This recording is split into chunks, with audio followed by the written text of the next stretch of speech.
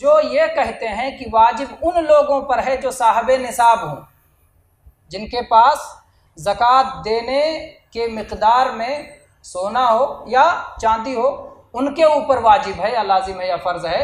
जो लोग ये कहते हैं उसकी तो कहीं कोई दलील नहीं, सिवाय इसके कि इस्तिताअत को उन्होंने महमूल किया है कि इस्तिताअत का मतलब कि आप निसाब के मालिक हों, और ये बेदलील बात है, इसकी कहीं कोई दलील नहीं है कि इस्तिताअत का मतलब होता है निसाब मालूम होना। यानी एक आदमी जब तक 7.5 तोला ना हो तब तक उसके पास कुर्बानी की ताकत नहीं।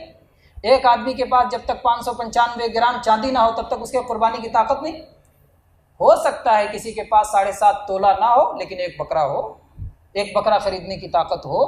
तो इसलिए अगर आप साहब निसाब पे वाजिब करते हैं तो साहब निसाब पे वाजिब करने की कोई ख़ास दलील होनी चाहिए, और उसकी कोई ख़ास दलील नहीं है, इसलिए वो मसला पूरी तरह से खारिज है, पूरी तरह से नाकाबिले कबूल है।